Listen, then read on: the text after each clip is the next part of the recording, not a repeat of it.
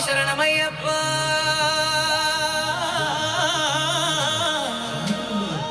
శరణు ఘోష రావాలే